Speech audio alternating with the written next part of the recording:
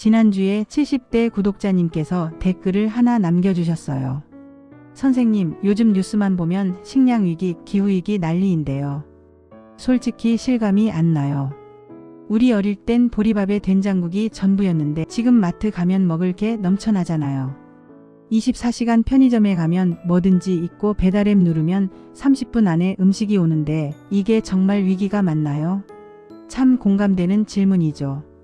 냉장고를 열면 먹을 것이 가득하고 마트에 가면 세계 각국의 음식이 진열되어 있습니다. 그런데 오늘 제가 여러분께 들려드릴 이야기를 듣고 나시면 우리가 살아온 이 70년이 얼마나 특별하고도 위태로운 시간이었는지, 그리고 지금 우리가 서 있는 이 자리가 얼마나 아슬아슬한 곳인지 느끼실 겁니다. 퓰리처상을 받은 어떤 과학자가 있습니다. 자레드 다이아몬드라는 사람인데요. 그는 평생을 5000년 인류 역사를 연구하면서 놀라운 사실을 발견했어요. 찬란했던 문명들, 그 누구도 무너질 거라 생각하지 못했던 강대한 제국들이 하나같이 멸망한 이유. 그 중심에 늘 식량이 있었다는 겁니다. 1950년대에 태어나신 구독자님들 기억나시지요? 어머니가 새벽같이 일어나서 아궁이에 불을 떼시던 모습. 보리쌀에 콩나물을 조금 얹어서 밥을 지으시던 그 손길. 명절에나 먹을 수 있었던 쇠고기 한 점을 얼마나 소중하게 여겼는지. 겨울이면 마당에 묻어둔 김장독을 열어서 꺼내 먹던 배추김치가 반찬의 전부였던 그 시절. 계란 프라이 하나가 특별한 날의 메뉴였고 설탕 넣은 밀가루 반죽을 부쳐주시면 그게 최고의 간식이었죠. 그때 우리는 배고팠습니다. 학교 갈 때 도시락에 보리밥 싸가면 창피해서 몰래 먹던 기억. 친구가 가져온 흰쌀밥이 부러워서 눈길을 못 떼던 그 시절. 그런데 우리는 그 후로 놀라운 변화를 목격했습니다. 1960년대 녹색혁명이 시작되면서 쌀 수확량이 2배로 늘어났어요. 1970년대 새마을 운동으로 농촌에 기계가 들어오고 비닐하우스가 생기면서 사시사철 채소를 먹을 수 있게 됐죠. 1980년대부터는 식탁이 눈에 띄게 풍요로워지기 시작했습니다. 1990년대에는 맥도날드, KFC 같은 패스트푸드가 들어왔고 2000년대에는 텔레비전에서 먹방이 인기를 끌었습니다.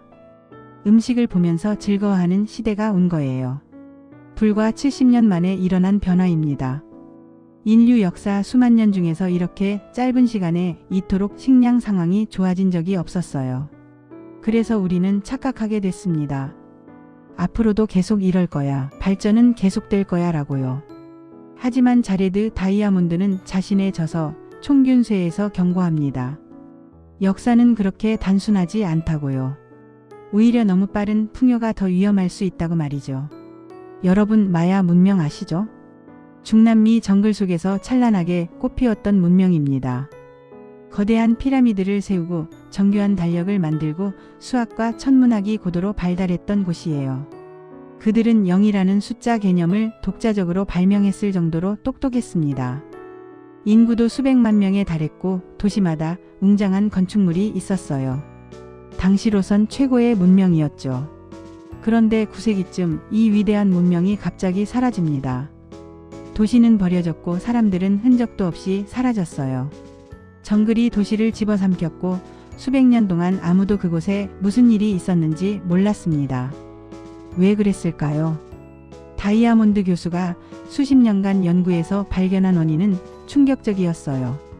전쟁도 아니고 전염병도 아니었습니다. 바로 식량 생산 체계의 붕괴였어요. 마야 사람들은 처음엔 정말 똑똑했습니다. 열대우림을 개간해서 옥수수를 재배했고 계단식 농경지를 만들었어요. 농사가 잘 되니까 인구가 늘어났죠. 식량이 많아지니 예술가, 학자, 사제, 군인 같은 전문직이 생겼습니다.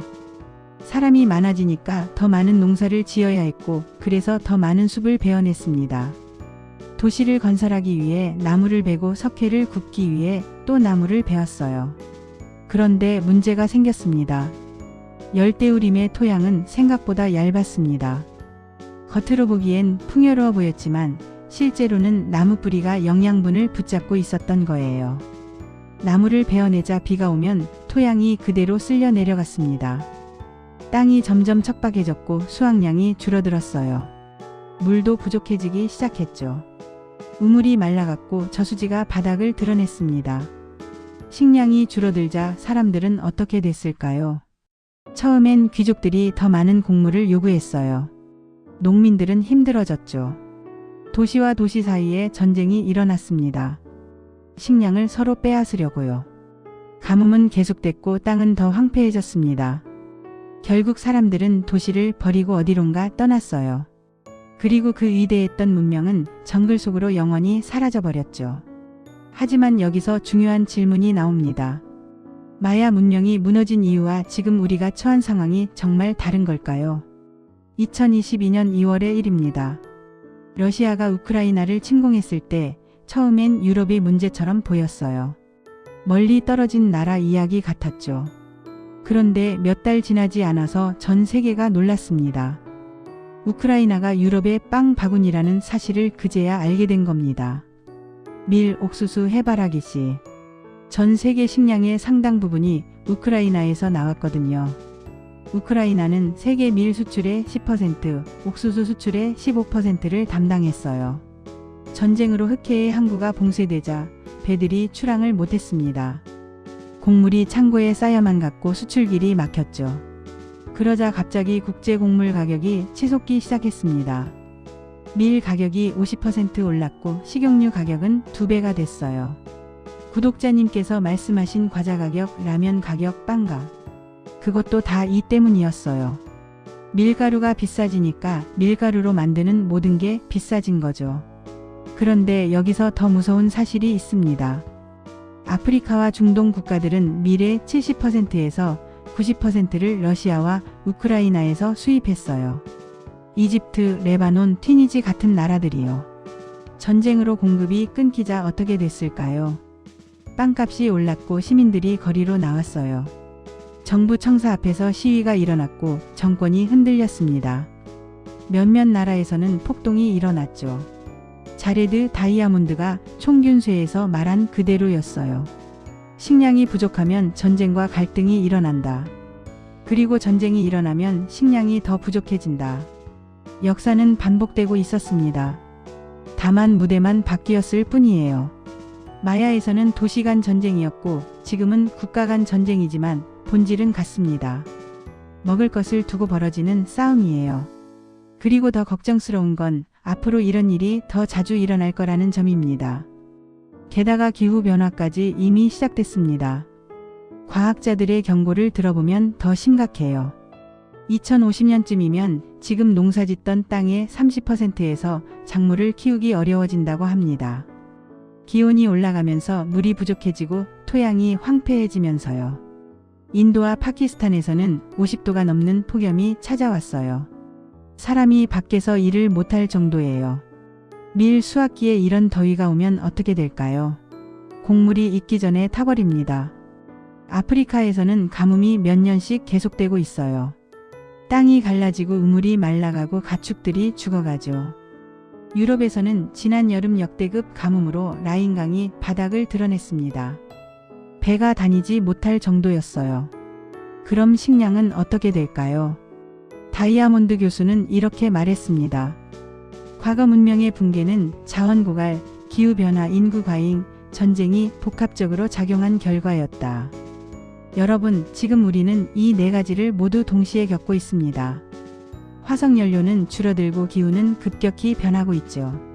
세계 인구는 80억을 넘었고요. 러시아와 우크라이나, 이스라엘과 팔레스타인 등 곳곳에서 분쟁이 일어나고 있죠. 마야 문명이 겪었던 그 상황과 놀라울 정도로 비슷합니다. 그래서 묻게 됩니다. 이 시대를 살아온 우리는 다음 세대에게 무엇을 물려줄 것인가? 기후변화를 개인이 막을 순 없습니다. 세계 식량 시스템을 혼자 바꿀 수도 없어요.